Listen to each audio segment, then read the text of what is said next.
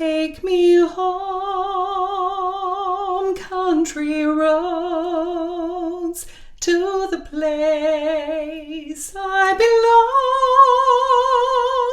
Ta-da-doo-ah, Aotearoa, take me home, country roads. Kia ora from Pongaroa in the Tararua district of the North Island of New Zealand. My name is Megan and I'm coming to you to talk about a few of my crafty bits and bobs that I've been doing in the last few weeks.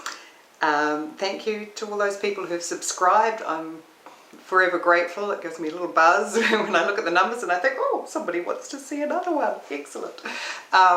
So yeah, and I have found that the recording has made me quite accountable, which means yeah, and I've talked about some of the things that were concerning me about my knitting and my crafts and my life, and just the act of doing that and sharing that with other people has made me get some ideas and fix some things. So I'm going to show you some of those things that I've fixed during the last few weeks since I've last seen you. But I will start with what I'm wearing. This is still not blocked, mainly because I'm too lazy. It's a scarf and it is rolling and it's a lace scarf, so it's going to look really beautiful when I've blocked it. I know this, but I'm just waiting until I spill my coffee on it and then I will wash it and block it at that point. But I'm a little bit lazy to just pin it all out and block it in the meantime. Lazy, busy, I don't know. We all make our own priorities, don't we? Sometimes I block things and sometimes I wait and do it later. So this is the Leaf Lace Scarf by Cayli Harris. It's a free pattern and I knitted it up. I have showed it to you before. It is actually not that colour. It's coming out as quite red. But it's really quite a pinky colour, quite hard to put your finger on how to describe it, but yes, in real life. And this is from a mystery wool that was in my mum's stash and that I got. She knitted me a beautiful lace jersey and I was going to bring it out to show you, but I didn't. One day I'll wear it. Soon actually. It's a beautiful lace jersey with big sort of balloon lacy sleeves. And she made it for me when I was 14, which is quite some time ago, and I still wear it. So there we are. So I found this leftover wool yarn, and I don't know what it is. I know it is something natural and something gorgeous. Oh, actually, that's closer to the colour. Yeah. Colours and cameras. Who knew? It's so difficult to get the colours right. I don't know how they do it for photographing, you know, yarns to sell online. It must be incredibly difficult to get the colours exactly right. Maybe there's a trick. Maybe they adjust it afterwards manually, I don't know. But anyway, so this is what I have left. It's on a cone and I have absolutely no idea. It's a very light, very fine lace weight fluff. And I was going to ask while I was here if anyone had any ideas of a good pattern that uses a mixture of wool. I'm thinking maybe a lovely hat or something, because I have left over a few things that I think would be quite neat with it. So here's some leftover variegated fingering weight. Actually my scarf is really ruining the background. It's distracting from my colours. There we are. So there's some beautiful fingering weight there. There's probably a good nearly 50 grams there actually. Cream, grey, black, dark red, orange, gorgeous. I also have, I think this is about a sport weight perhaps, a pure wool that's orange. So I'm just thinking of things that could go together, and added to that I have an almost unlimited supply of I have 2 cones of this lace weight here, and this is angora lambswool 10% nylon, so 70% lambswool, and that's so that's a 2-ply. So I have a lot of fine wool, 4-ply, 5-ply, 4-ply, and a couple of different types of 2-ply, and I think they'd all look really beautiful together. So if anyone has a neat sort of mixed texture idea of something I could make with that, I'd really appreciate some ideas, because my brain just explodes. And it's quite when I look through Ravelry, there's so many things there, and trying to visualize my wool, my yarns in a pattern is quite difficult. Anyway, so that's what I'm wearing. The leaf lace scarf by Cayli Harris. Now, I don't have any, so this is finished episode, a couple of episodes ago actually, wasn't it? So I don't really have any finished objects this episode, because I've started a lot of whips, and I had quite a few whips going, and I really have committed quite hard to moving the ones that I have got on the needles along. So I'll start with some of those. So the first one kept in this fantastic, oh, I'm a bit squished here. Here we are. This fantastic thrifted wooden plate / bowl. I guess it's a fruit bowl that I found in a thrift shop. And I have these 2 cones of the angora lambswool, 10% nylon, and I'm holding it double and making Isabell Kraemer's Yume. Now, I've had a bit of a shift on this, so it doesn't look like I've done very much actually, but every round is over 400 stitches, and there's a little bit of lace work in there as well. Can you see that? Oh, here we go. Look, make an effort, Megan, stretch it out. There we are. So there's a couple of things.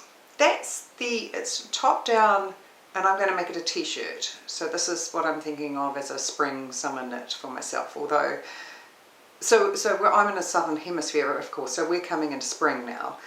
But at the rate I am going on this, I suspect I will still be knitting this next winter. But I have to have faith. So there's a couple of things. I started this such a long time ago, and I gauge swatched and things, and I started knitting the largest size. Now I'm looking at the size of the neck and thinking maybe that's too big. So I have done an adjustment on the rate of increases as I come down the yoke now, and I've moved it down a size.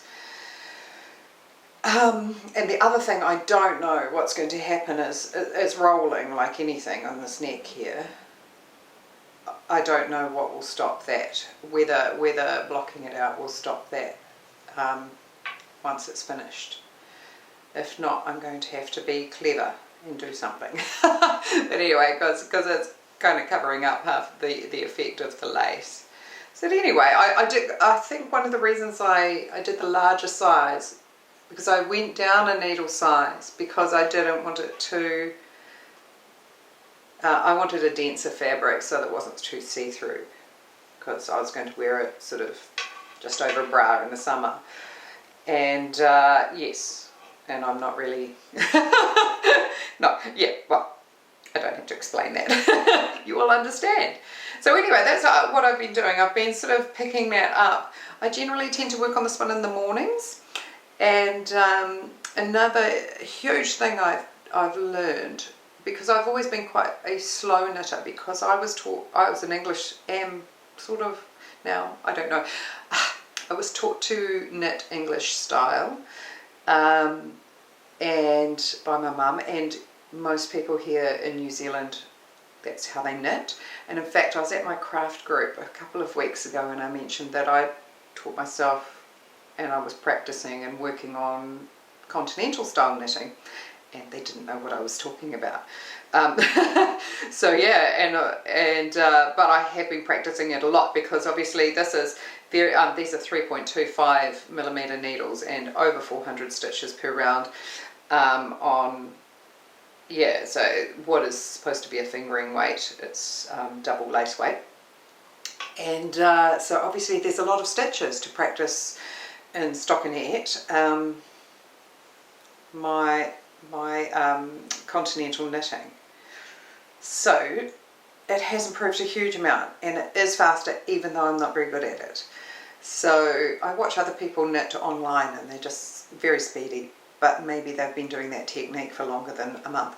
So anyway, I'm quite proud of that. I'm doing a lot of things that involve knitting in the round, stockinette, huge amounts of it. So at the moment everything I'm doing is practicing that technique. I don't bother with, when I get to the lace rounds and things, I just switch back to, or if there's lots of weird decreases and bits and bobs and slip knits and things, I don't always stay in. I've just realised those lace lines are a different pattern. How beautiful. Yes, I don't always stay in continental position. Sometimes I switch back, just because I don't want to think about that, or sometimes I find some of the angles quite difficult to pick up in continental position. But yeah, we'll get there. I have faith, and yes, it is faster, and it seems to, even when you're doing it a little slower, it's just less movement on the, like the left hand, which is holding the yarn, is doing a lot of the movement. And yes, I'm loving it. It's a bit transformational, I guess, in the same way that learning how to knit in the round on circular needles was a life changer as well, in discovering Chiaogoos. Oh. So speaking of which, I've decided, I hope nobody minds, but I find that having a whole section on acquisitions a little bit weird in most people's videos.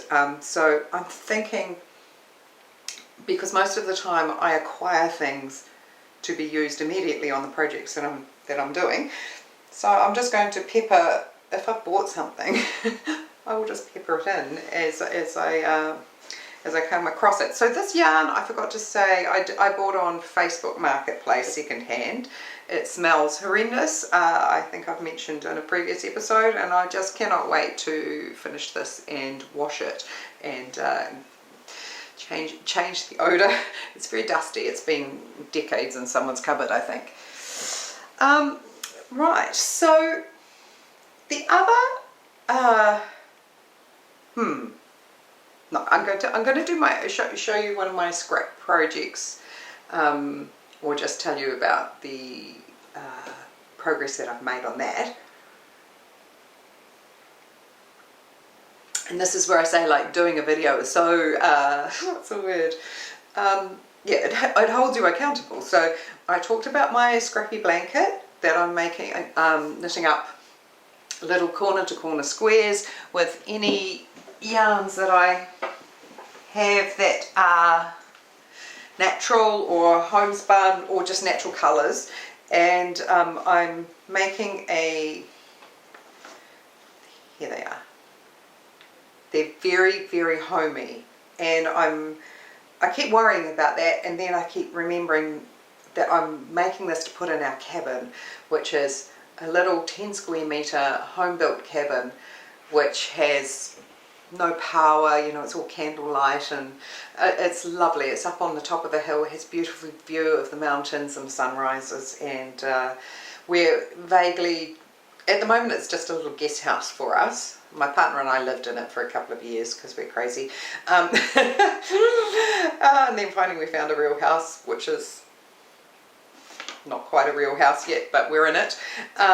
Anyway, so this blanket, I've cleared all of my scraps that fit that description since the last episode. So I think I had 18 squares last time I talked to you. I now have 52.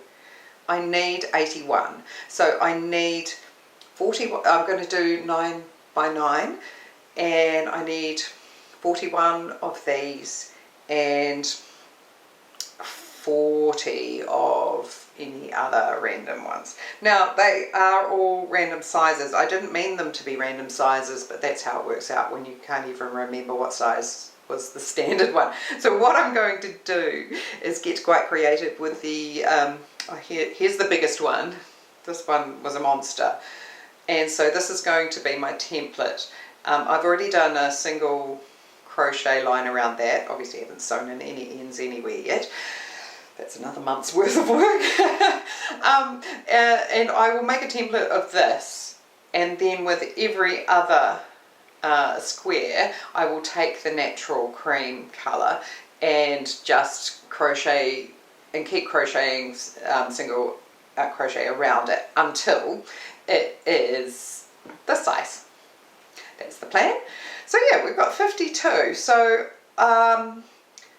I only need 10 more of the coloured ones, and I have a big cone of this colour, which is natural sheep colour, ready to go. So that's one of my things. You know, sometimes I do that in the morning knitting, where I just want to make sure that I get something done before I have to get up and feed the cows and things. It literally is get up and feed the cows, but there we are. Right. So the next thing I want to show you is, oh yes, so this is something you haven't seen yet. I cast on a sock for my partner. So I think I showed you that these lovely fantastic centre pull balls that I wound by hand myself on the car jack handle. Because apparently you don't need a ball winder, and so I separated the ball into two equal parts, and then have them starting at the same point in terms of colour. So this looks like it's made for someone with club feet, but it does actually fit my partner. So we have one sock, and I've cast on the other one this morning. So my partner, I might put a gorgeous picture up here of him wearing another pair of socks that I made him. He has quite deliciously curvy calves. I think they're delicious. But I think he does overestimate how big he wants his socks. He wears really big chunky socks all the time, but they're always falling down, and you know, we're work boot people out here. So I don't even know if he owns any decent dress socks, to be honest. We get dressed up about once a year. The rest of the time it's you know, it's jandals or Crocs in the summer, and work boots and gum boots. So I don't know if he'll ever wear these. He did mention that they were quite bright, so but nonetheless it's still a good learning experience for me. And so this is a third pair of socks I've made him. The first ones were Scrappy DK socks. Then I made a beautiful pair of sort of army green DK socks, which he does wear, particularly around the house when it's a bit chilly. But yes, this was my first sort of try at a fingering weight sock for him. So I've been practicing my continental technique on here. Now the pattern I've used is a free pattern called Favourite Socks by Kristin Lehrer, and I've made the pattern before for myself. But I do have to say there is a mistake in the pattern, and it's really quite annoying, and it took me a long time to sort out what I was going to do, because I'm not I've made about 10 pairs of socks, but 8 of those have been one particular pattern which I've nailed now. So this is only the second time I've made a fingering weight pair of socks. I use 9-inch circulars, and I got to the heel. So it's got a, is this called a slip stitch heel flap?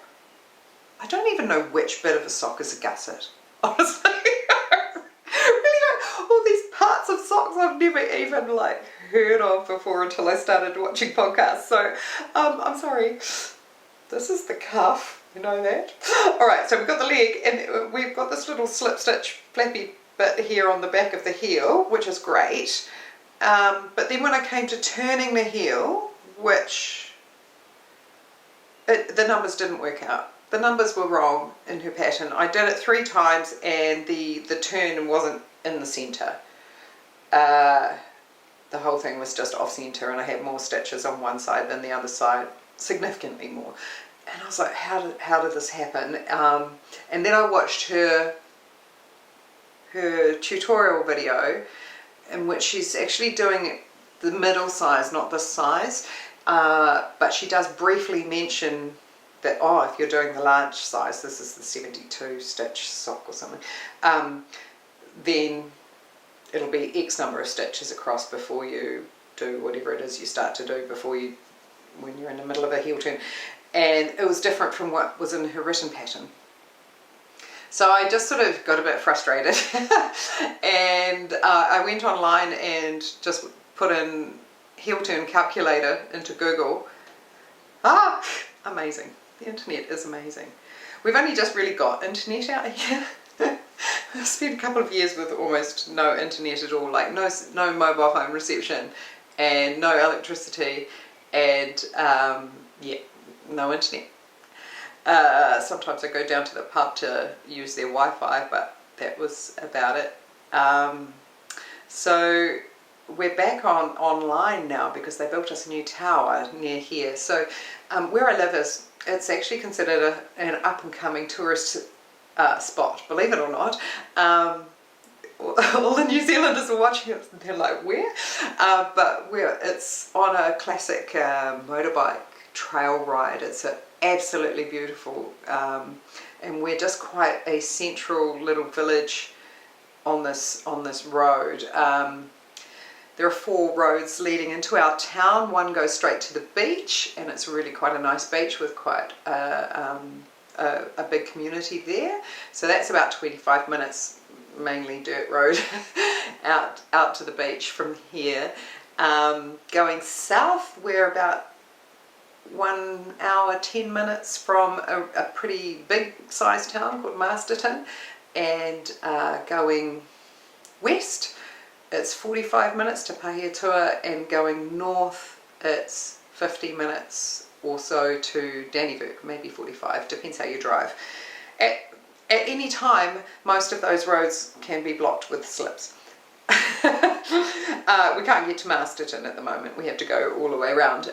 So yes, because the roads, the wettest winter on record, lots of hills, lots of loose ground and badly maintained roads, to be honest, and drainage and waterways and so on. So yeah, one of our main roads is actually completely blocked and has been for a week. There are trucks carrying fill past my house at full speed as we speak. Every sort of 3 or 4 minutes there's a huge truck goes past, shaking the house, making my dog bark. Anyway, my sock. So the wool is another Gallipoli wool, New Zealand naturally brand, sponsored or maybe supporting the RSA, which is the Return Servicemen's Association, or Return Services Association they call it now. They're not all men. The shade is 82451. Yeah, so I really love the colours. I actually bought this for myself, but I felt a bit guilty continuing to knit things for myself, and yeah, I did want to knit my partner something.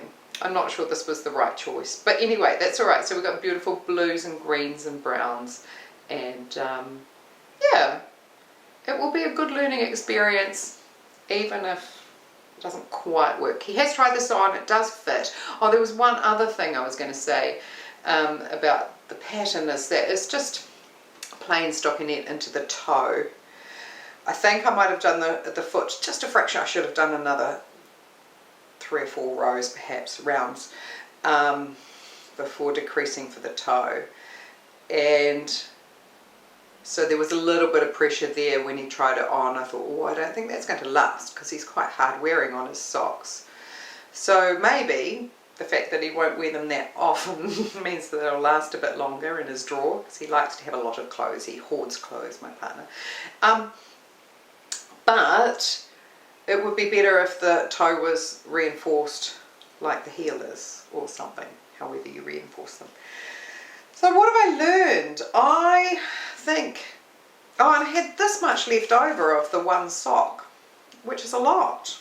And it wasn't intentional. I made them a lot bigger than mine, and I really wanted to use half the ball. So what I did learn, what I did well, was the dividing of the ball. Socks, the stripes look like they're going to match and so on, so that's great. I think for a stripy, self-striping yarn like this, I also need to learn how to do toe-up socks. I need to do it that way so that I can use all the wool up, because long socks are what my partner and I like. We're not short sock kind of people. And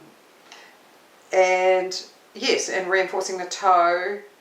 And so the fantastic online, that's where I got distracted, wasn't I? I was talking about the internet. Here we are.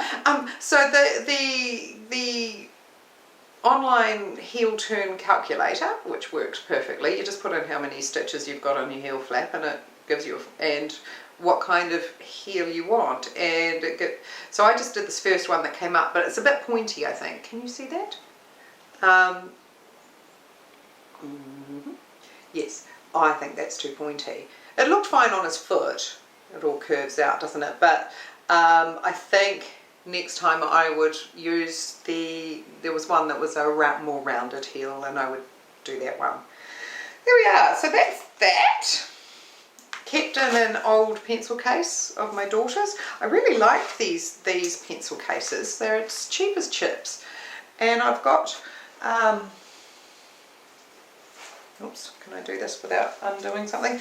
I've got another one here, and I like them because they're slightly sheer. They zip up, but they're slightly sheer, which means you can immediately see which project is in it, because obviously this one's smaller and this one's bigger. So as the project gets bigger, it sort of graduates into the larger pencil case.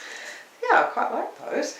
Right, my next project, which comes with some acquisitions and quite a lot of apologies to you. Actually, I've kind of wasted your time, but I'm going to have a sip of my coffee first. We're just on the instant coffee this time. I thought that maybe it would be a good idea if I did one of these sober. Yeah. And I do, I am quite an anomaly amongst my friends in that I like instant coffee and always have done at home. And New Zealand's quite a coffee snob sort of nation. We don't really, I mean, we have Starbucks, but you know, most people wouldn't do that. We have a huge number of extremely good cafes, and most people have good coffee machines in their home and so on, except me. I do like a good coffee, I just don't like spending $5 on a drink. So yeah, and I definitely don't like the pods because of environmental reasons, although I know you can get reusable ones now.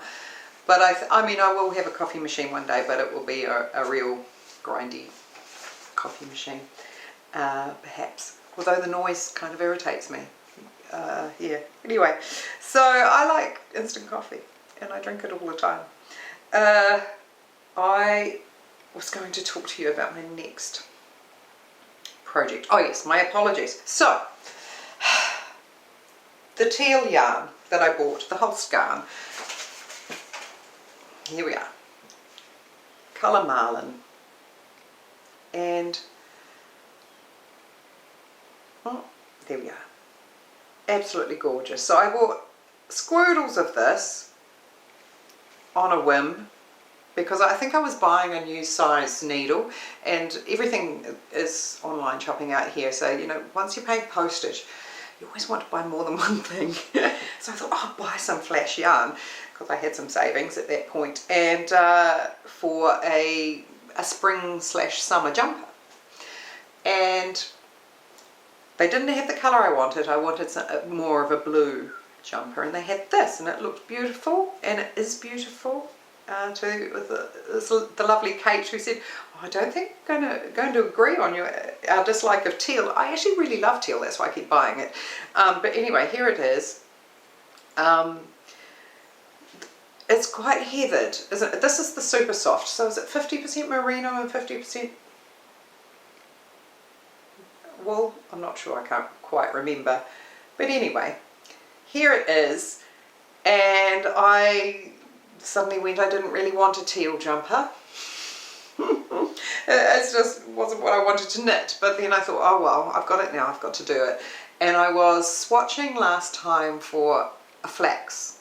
I was going to knit the flax light, but I then changed my mind. I still want a basic jumper, but I decided to re-knit the No Frills, because the first No Frills jumper by Petiteknit, the first No Frills jumper I knit was in my hand spun alpaca, and had all sorts of issues happen with the sides of the sleeves, and I added embroidery to hide all my mistakes and so on, and I love it, I wear it all the time. But that wool was, yarn was quite thick, and I had to do some, who says jiggery pokery? Oh, she's quite a well-known podcaster. Penrose? No, it's not Laura Penrose, it's the other one. Knit Pearl Girl, whatever her name is. Sorry, I've forgotten. But anyway, she says jiggery pokery quite a lot. I'm not really that clever, but I did just change the size that I was knitting. I think I knitted a smaller size so that it would work. And that made quite a dense jumper, but anyway, I love it.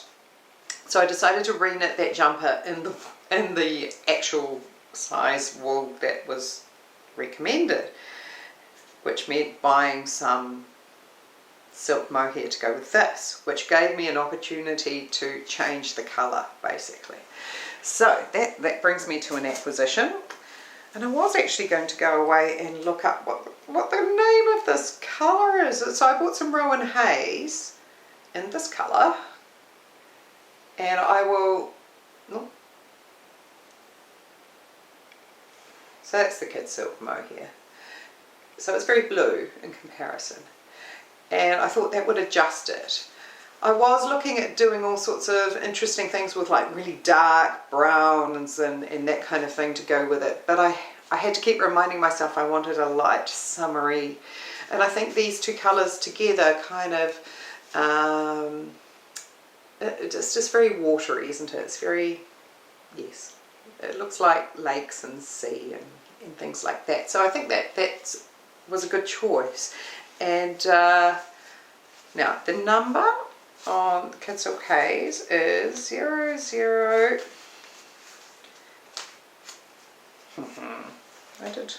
I did look it up, and I had to 592. So I think I will put on the screen what the colour name of this is, because I seen it was something beautiful like Aegean or something. It was gorgeous. Might not be that, but that was one of their colours, I'm sure. So these two colours together, and then I thought I'd make the flax jersey in the actual right size with the actual right needles and everything, without any jiggery pokery, and see what happens, because I had a few dramas with the pattern last time. And here we are. So this is how much I've got done since I saw you. I'm quite impressed actually. I wish it was more, but you know, you can only knit as fast as you knit, and you can only put in as many hours as you can do. So there we are. I've split the sleeves and done about another 5 centimeters perhaps.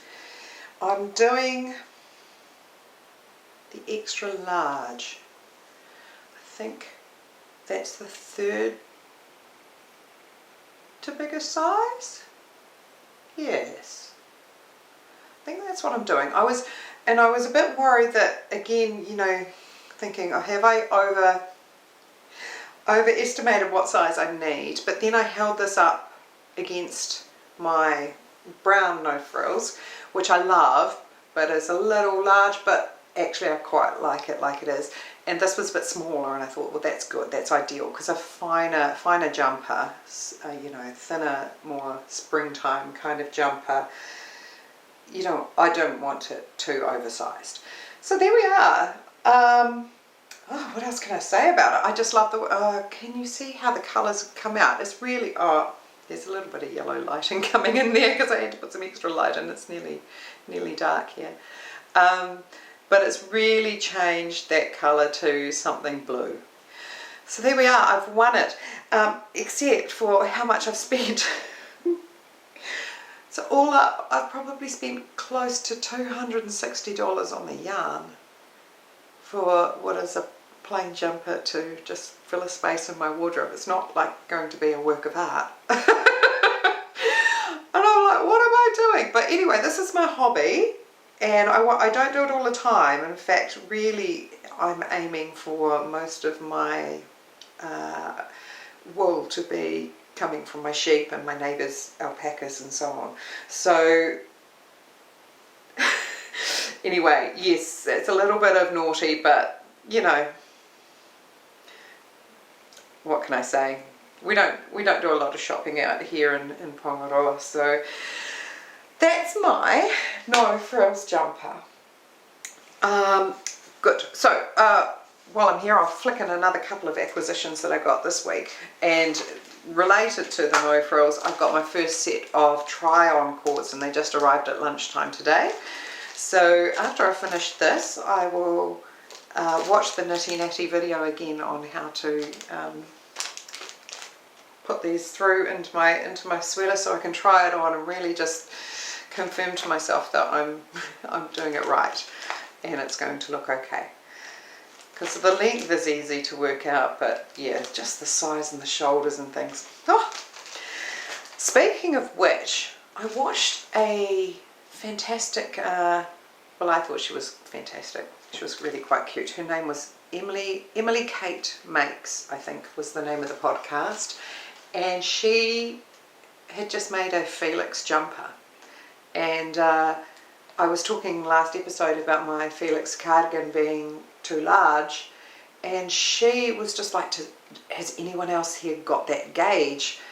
And I was like, and she was really struggling, like how to get the gauge. And then I thought, wow, that's what happened with me. I ended up going up a needle size because the gauge was 14 stitches per 10 centimeters and so on, and I couldn't get that with the recommended needle size. I did have to go up, and I'm like, perhaps there's something slightly off with the gauge recommendations on the Felix. I don't know, but yeah, I'd be interested to hear if anyone else has had any issues with that as well, because that would explain why it ended up quite oversized compared to what I was thinking.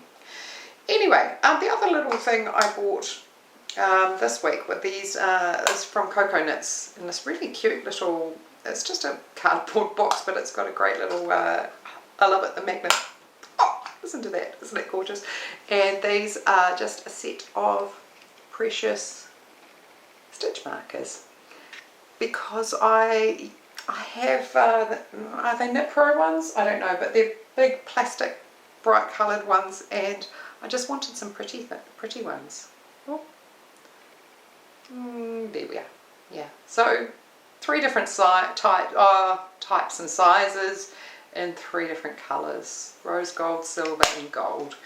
So that's going to make me happy. I really wanted just the little fine ring ones for, you know, the beginning of round on a pair of 4 fingering weight socks and so on.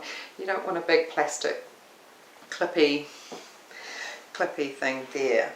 So oh, what was I going to tell you? Oh yes, so the other big apology I have to make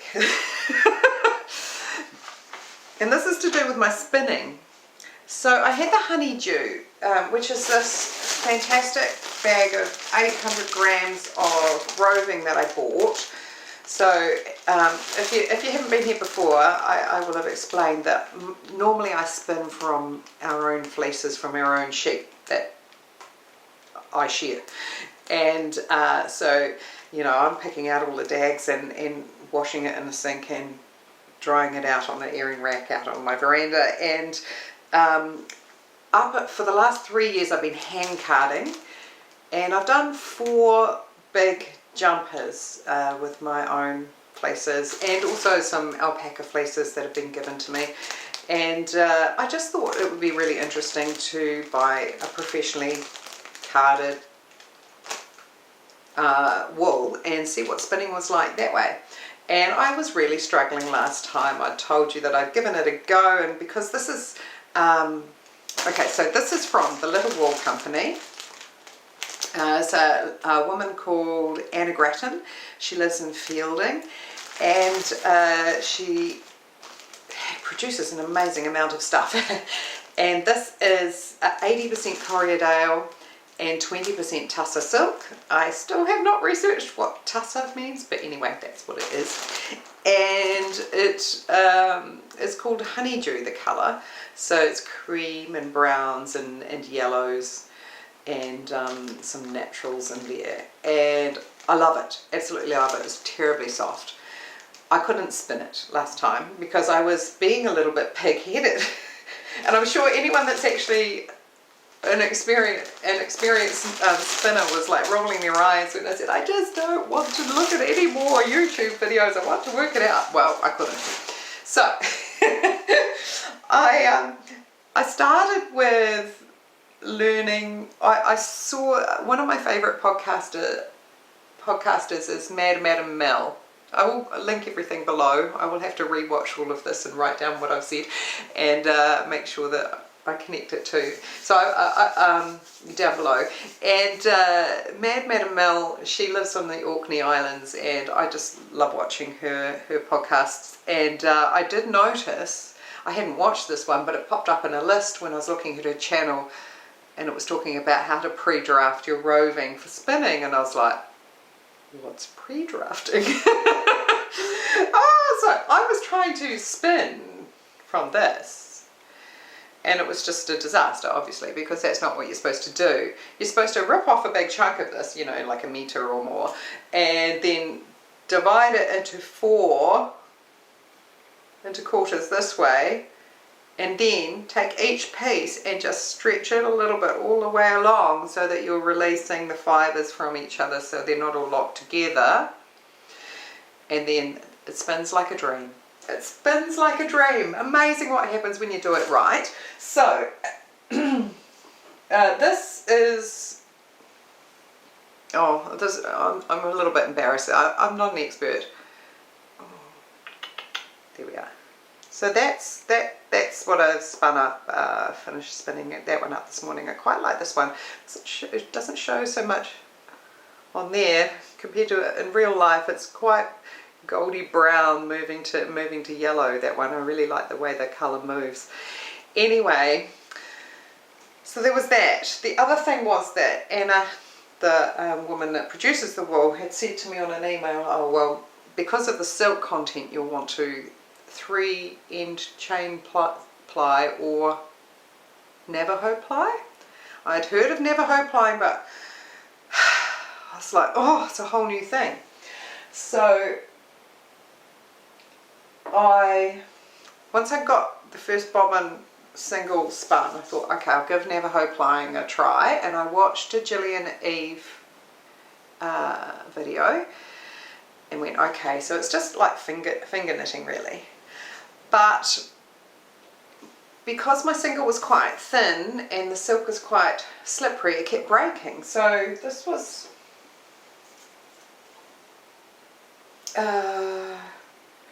yeah, so this is what which one is it? Oh no, this is the breaky one.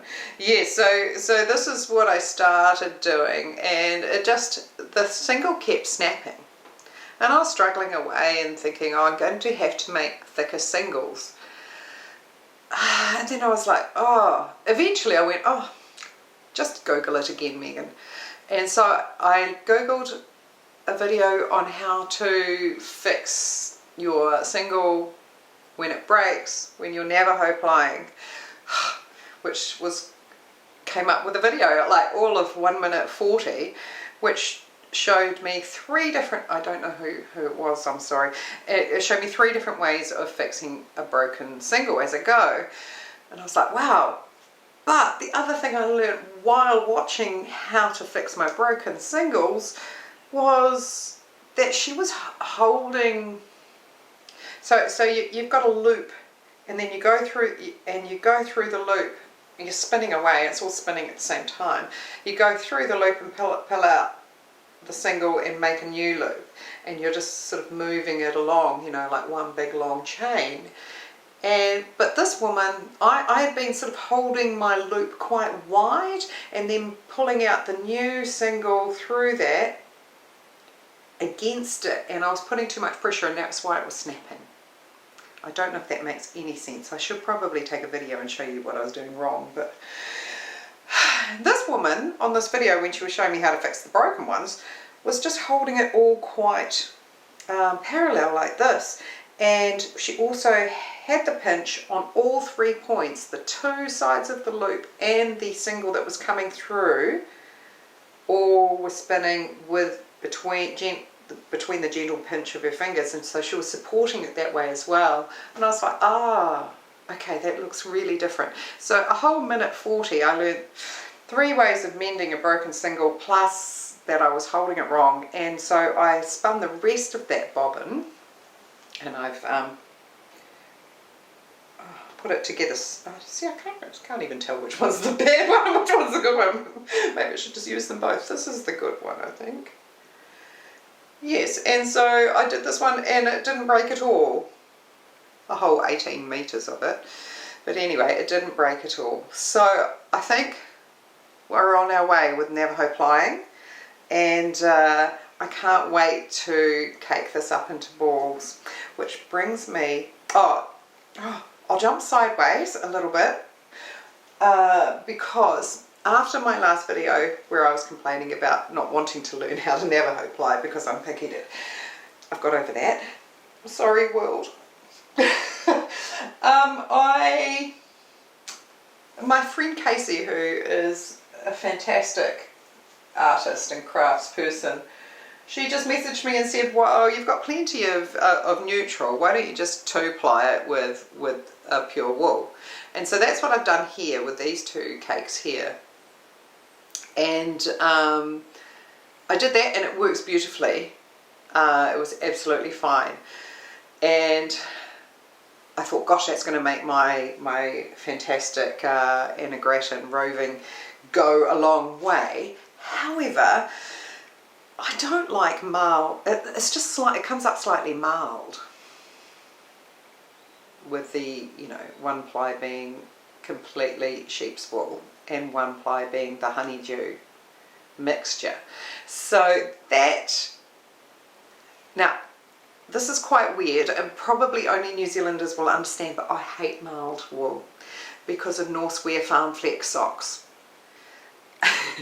So there is a company in New Zealand that forever, and it's not far from here actually, there's a little town called I've gone really blank. Anyway, it's a Norse-based tiny village, slightly flashier than this village, but not much.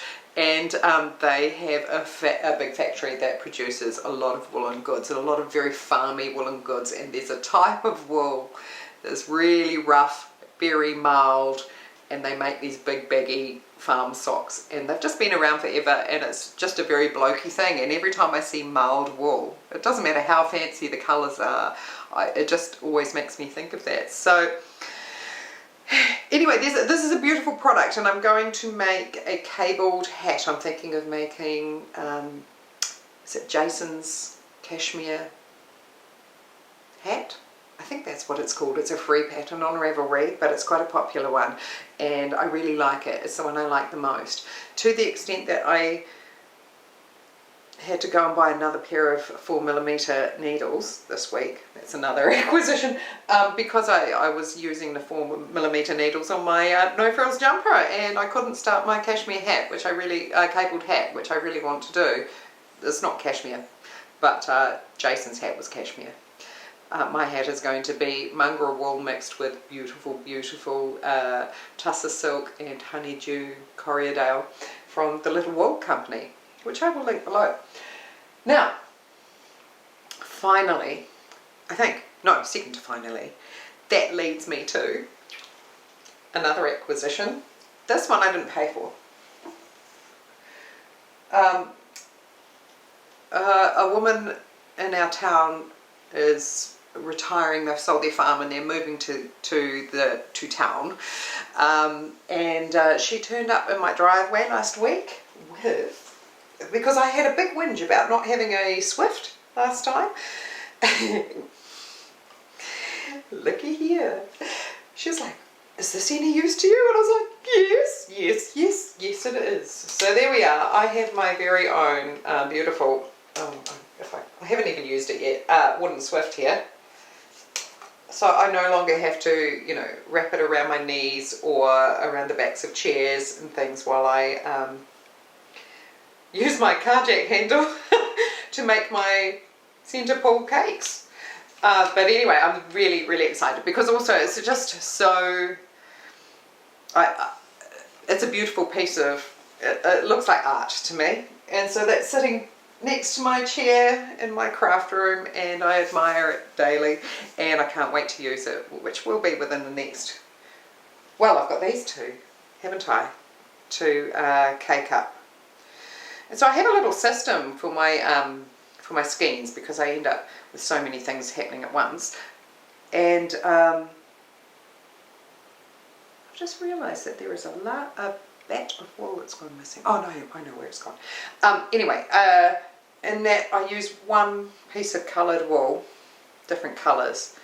And so, because when I'm measuring it out on the niddy noddy, before I wash it to set the ply, I count how many rounds of the niddy noddy, and then I write in a wee notebook that here I've got, 18 metres of 3-ply honeydew, and then I write light blue. Okay, and then when I go to do my cakes, sneaking in there is the colour that is representing where I can go back to my wee list and know how much wool is there, because I just haven't quite worked out a nice tidy way of putting tags on them or something like that. So I'm the kind of person that would want all beautiful sort of natural tags and jute strings and this, that and the other thing, and it's all too much time. Everything takes so much time. So the other thing I've been doing, which I'm not going to show you because I've just left it over there and I won't pause and go and find it, is that I told you that I had picked up a huge big sack of coloured fleece just after my last podcast, and so I've just started carding on my drum carder a very dark brown. I'm really wanting to make something kind of, I think, called Guernsey, really traditional cable kind of jersey for myself, but that's a sort of winter jersey, a winter project, so it will take quite a long time. So my goal is to spin up all this honeydew first, and hopefully by the time I finish knitting my no frills jumper, I can start this. And here's what I'm thinking of doing this week. This is what this week's idea is. It will change as we go. Is that I'm going to try and re-knit the Felix cardigan in the correct size with this, and yeah, so it's smaller, because I really quite like, yes, and I want more cardigans. I like cardigans. I think they go with dresses and my look and things quite well. So yeah, that's what I'm thinking, but it will change within the next 2 seconds, I'm sure of it. Right, that's so I just wanted to finish with a different craft and show you an old FO of mine, and it has a little backstory. So and this probably explains quite a bit about me in some of the attraction that I have to these crafts. So when I was about 7, we went to stay with my great auntie Flora. So that's my mother's sister's sister. Now, both my grandmothers had died before I was born. I never knew them. So Great Auntie Flora was a terrifying woman with no teeth. And she did a huge amount of crocheting of blankets. And she just had piles and piles of them. And I remember my mum saying, why do you keep so many blankets? She was always making these scrappy blankets, crochet blankets. You know, you could donate them to hospitals or something. And anyway, she just did them because she enjoyed doing it. But she did take the hint, and she crocheted a single bed blanket for both my sister and myself. So this is more than 40 years ago. And here it is. So it's just a basic hexagon blanket. It's quite large, but I'll just show you half of it. And with the most fantastically vibrant mismatching colours. I think it would have all been DK weight in its day. It's so old that it's probably quite thin now, but I still use this. This is on my bed every night. Doesn't match anything, but I don't know, it just is quite comforting. And there we are. Now last year, late last year, we had another lockdown with COVID here, and I was like, what am I going to do? I need to do something. I want to sit by my fire and shut out the world and make something new. And I'd never done any crochet before. So through the magic of the internet and Facebook, there was I belong to a crochet page on Facebook, and I asked everyone what this pattern was. And within 5 minutes, somebody had sent me back the pattern. It's a free pattern called Happy Hexagons or something like that. Super easy. And so I started crocheting, which I'd never done before. And it took a bit longer than lockdown. Luckily that was a shorter lockdown. It was only a lockdown of a couple of weeks. But anyway, I did this, but I did it in more mega. See, the teals and the blues come back. But anyway, I made this one, and it's big. It's really quite large. Here we go. So the thing about this, you get the idea, is that just after my mum passed away, I think it's 3 years ago this month, and I had always had this from Great Auntie Flora, Mum's auntie. Then I got all of Mum's old photo albums when she passed away, and I found this. Now this is a photo of my mother's grandmother. So this is Great Auntie Flora's mother.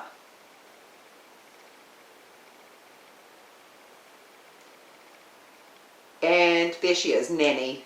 So she'd be my great nanny. And on the back of her chair is a blanket. Exactly the same. Yay! So obviously, I wonder then if that means that my grandmother, Great Auntie Flora's sister, she would have learned how to do these happy hexagon blankets when she was a girl as well. And so, I don't know, it just felt really quite special to go, oh, that blanket that Great Auntie Flora had made, she was taught how to do those by her mother, who would have been my great-grandmother. I don't know. It just made me happy. And the cool thing about it is that sometimes, you know, this information doesn't get passed down. Everyone's so busy, and, you know, it's like my son, you know, his dad was a fabulous, you know, carpenter and on the tools all the time, but he never passed those skills down. But in this day and age, you can go and find that information out, and you can reforge the link if that matters to you. If you want to learn anything, you can. I can learn how to make butter and cheese, and I can learn how to milk my cow, and I can you know, I can learn how to have a decent vegetable garden, even though that wasn't necessarily a whole pile of information that was passed down to me. I can just go to my computer or to my phone and find these things out. And I think that we're so blessed. I mean, sometimes it becomes an information overload, and you have to make sure that what you're looking for is actually feeding your soul, or making you happy, or making you calmer, or whatever you need, or stimulating you, I don't know. But I do know that I just find that I have such a full life, and every so often I just have to turn it all off and sit in the silence for a day and just knit quietly in the sun. Those are the best days, just to calm it all down. But other days I'm like, history documentaries, give it to me, you know, or let me learn how to do a new skill. But the old skills, how neat is that? Oh, speaking of which, another podcaster I really quite enjoy is someone, she does knitting as well. Her name's Retro Claude, and she does a lot of sewing. She takes old patterns and knitting and sewing and that kind of thing, and just she tries and works out how to interpret them and makes them, and then gives you feedback on it. And it's really quite fascinating, because you get a little bit of a history, like why would they have made their toes like this? It's like when you find out that the KnitnStitch was named after Lord Kitchener, because it didn't give the soldiers blisters in their boots like a seam would. So he when he was asking all the women to knit socks for the men in the war, he specified this type of toe join, and it's called the KnitnStitch. I just love that sort of thing. It really makes me happy. Right. Oh, my coffee will have gone cold, and I don't have a microwave. Maybe I can manage a cold instant coffee. I'm not proud. So it's been lovely to see you all again, and I really, I don't know if doing this sober is such a good idea.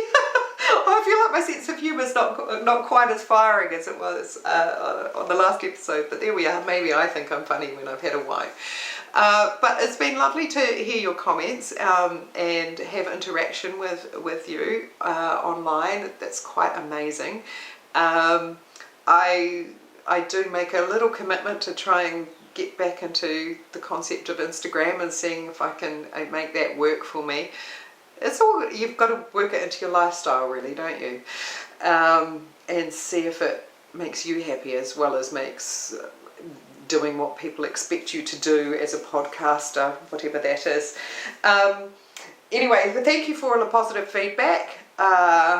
It's been quite fun learning that I can talk to myself incredibly well in a room for an hour about knitting.